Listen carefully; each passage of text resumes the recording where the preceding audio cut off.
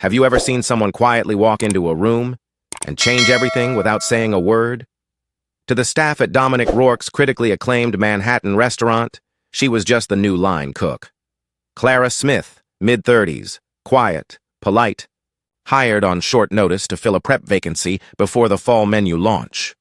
What no one knew, not the sous chefs, not the waitstaff, and certainly not the chef himself, was that she wasn't Clara Smith. Her real name was Clara Monroe. And years ago, she had captivated the world of haute cuisine. At just 29, Clara became the youngest woman to earn 3 Michelin stars in France. Her flagship restaurant, Atelier Monroe, had a wait list 6 months long and a reputation for food so precise, it blurred the line between chemistry and poetry. But at the height of her success, she vanished from the scene. No farewell, no interviews. Just gone. Now, in a bustling Manhattan kitchen, she stood in black clogs and a plain white coat, her once famous blonde hair now cropped and chestnut brown, her name quietly changed. No one suspected a thing. When she showed up with a modest resume and a soft voice, Chef Dominic Rourke barely looked up. "Prep station," he barked. "You cut vegetables, follow orders, and don't slow us down." Then he was gone, back to his whirlwind of shouted commands and clipped insults. The kitchen buzzed around her, a ballet of heat, steel, and stress. Clara said nothing. She rolled up her sleeves and got to work. That first day, she peeled potatoes, chopped shallots, prepped mirepoix. Silent, precise, unshaken by the chaos around her. While others scrambled under pressure, she worked with a quiet calm that caught the attention of Luis, the sous chef. At first, he just watched. Then he started noticing things. The way she held her knife, not like she learned it, but like it had always been a part of her hand. The way she adjusted seasoning, not by measurement, but by instinct.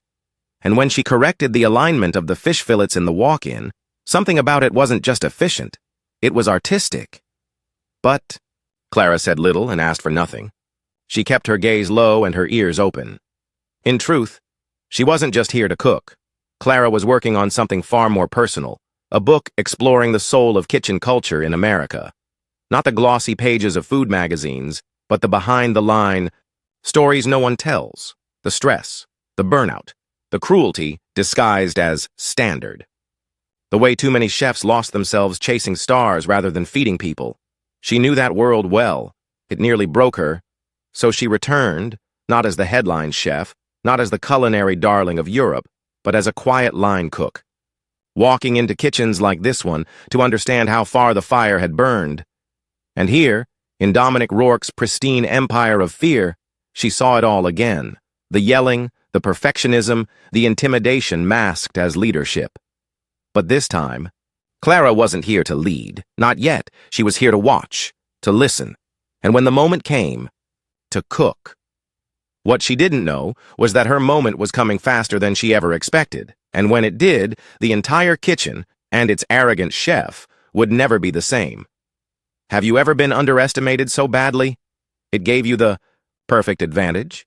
2 nights before a high-profile tasting event, a Michelin inspector rumored to be among the guests, the kitchen at Rourke was under siege.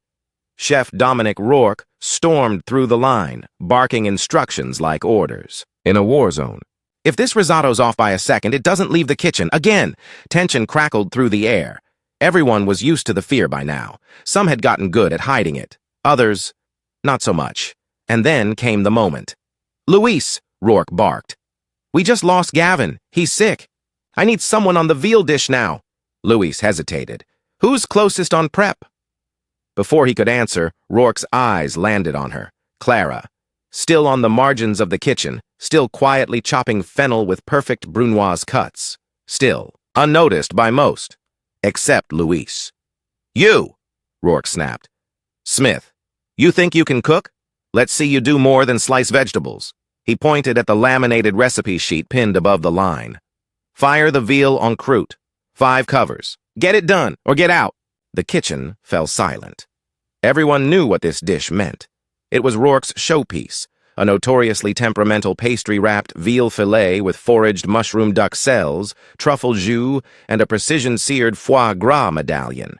It required absolute timing, perfect touch. Any mistake? He'd roast you in front of everyone, Rourke smirked. He thought he was setting her up to fail. Clara just looked at the ingredients. She didn't argue, didn't protest. She nodded once and stepped up to the line. Luis watched nervously. Everyone else smirked or shook their heads. One cook whispered, "She's toast." But Clara just began. The moment she touched the veal, everything shifted. Her hands moved with measured certainty. She didn't hesitate, didn't second-guess. She trimmed the fillets cleanly, seasoned with a flick of her wrist, inspected the mushrooms, rejected the gritty ones instantly. Added a pinch of thyme, a whisper of sherry vinegar, sautéed low, then reduced perfectly. She adjusted the oven 2 degrees lower than the recipe said, knowing, instinctively, that the ambient humidity would affect the pastry rise. Rourke hovered behind her, waiting to pounce. "You're going to blow the crust," he said. "I won't," she replied without turning around. That was when Luis realized she wasn't guessing. She knew. By the time the first plate was garnished, a delicate smear of parsnip puree, veal sliced to perfect medium rare, crust golden and flawless, the line had gone quiet. And Dominic Rourke? He said nothing. He just stared at the plate, then at her, then back again. The server whisked it away. Clara didn't wait for feedback. She simply moved to plate the next 4, each one identical, perfect. In 5 minutes, they were gone. In 5 more, the dining room erupted with compliments. One server returned, wide-eyed. "The guest at table 7 wants to know who made the veal." Dominic's jaw clenched. Clara said nothing, but the silence in the kitchen spoke volumes. Sometimes it only takes one dish to shatter an illusion. The veal had left the kitchen, but the storm hadn't. Chef Rourke paced like a man trying to make sense of something that shouldn't be possible. The veal en croûte was his recipe, his technique, his pride, and she had just executed it flawlessly. Better even. Luis tried to stay out of the blast zone, but he couldn't help it.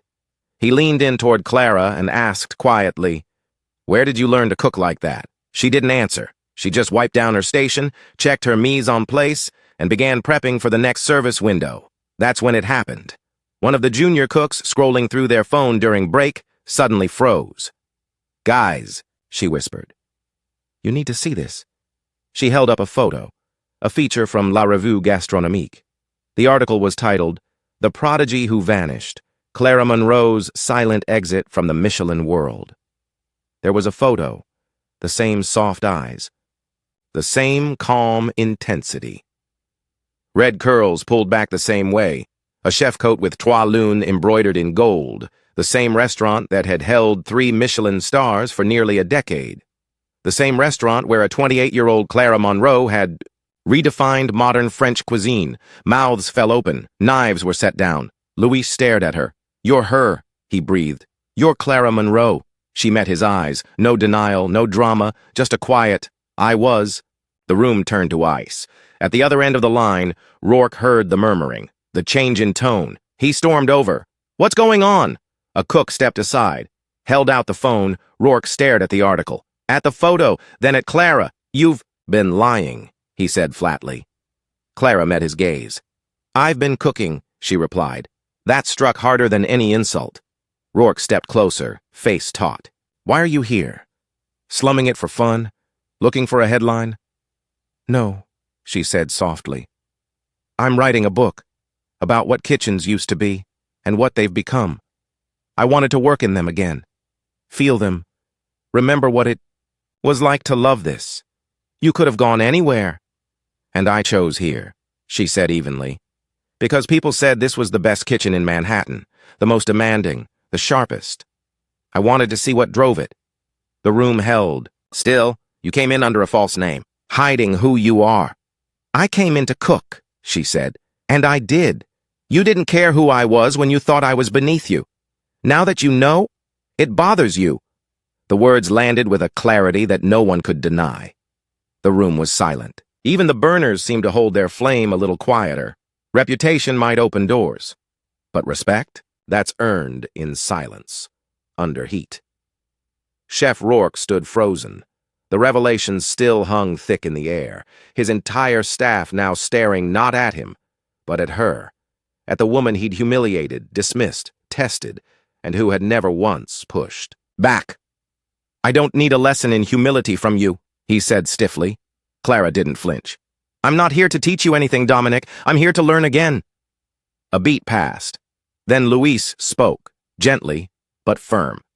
"She didn't ask for attention. You gave it to her when you set her up to fail, and she didn't." A quiet murmur of agreement rippled through the line. Clara turned back to her station. She adjusted her knife roll. The moment should have ended there. Another restaurant drama, settled and folded away. But Rourke surprised them all. He stepped forward, slowly. "Earlier," he said, voice more measured now, "you deglazed with vermouth instead of sherry." She nodded. "It cut the richness," she said. "You plate your veal too heavy. The acid needed lightening." He looked down, then nodded. Once. "Show me," he said, almost a whisper. "Show me your way." No one moved. Clara turned, studied him, then said simply, "Fine. You'll need to taste as we go." That's when something changed. The line, so used to barking orders and fearful glances, now stood watching something rare. Collaboration without ego. The kind of quiet back and forth that only happens when two chefs speak not with volume, but with respect. She showed him her layering method for flavor, subtle, aromatic. She explained the timing of the sear, how texture was more than crisp or soft. It was rhythm, and he listened. For once, he listened. Not all kitchens run on heat. Some run on grace. By the end of the night, something was different. Orders were still flying, flames still flared, but the edge was gone, replaced with rhythm. Clara and Rourke worked side by side, not as adversaries, but as equals. He didn't bark orders. He asked questions. She didn't dominate. She explained, demonstrated, and stepped back. Even the staff felt it. For the first time, the tension in the kitchen didn't come from fear. It came from the thrill of excellence, of pushing each other without cruelty. After service, Rourke stood at the pass. He looked tired, not from exhaustion, but from reflection. "You didn't have to come here like this," he said. "I did," Clara replied. "If I'd walked in with my name, you'd have listened to my resume, not my work." He nodded, slowly accepting the truth. "I used to cook like you," he admitted. "Hungry to make something honest." "And now?" she asked. "I don't know," he said. "But tonight reminded me." A pause. "Will you stay?" Clara smiled softly. "I wasn't here to take over. I was here to remember why I started." Then she unpinned her apron and handed it to Louise. "You've got good hands," she told him. "Keep watching, keep asking." Louise blinked, surprised, but nodded. "Thank you, Chef." Clara turned to Rourke one last time. "There's still brilliance in this kitchen," she said. "Just don't let your ego chase it out." Then, without fanfare, she stepped out into the night. No spotlight, no send-off. Just a quiet walk under the city lights, the way only true chefs leave a room, with their legacy plated, not spoken. Have you ever been judged before you even had the chance to show what you could do? Clara Monroe reminds us, true mastery doesn't need applause. It speaks through action, patience, and quiet precision. In a world that often rewards volume over value, remember, the most brilliant people aren't always the loudest ones. In the room. Share this story with someone who needs to believe their passion still matters, no matter where they are, or who doubts them. Hit that subscribe button to join us for more stories like this. Stories of unexpected greatness, silent strength, and rediscovered purpose. And in the comments, tell us, where are you watching from today? We'd love to hear your story, because every great dish, every great dream begins with someone daring to do it differently.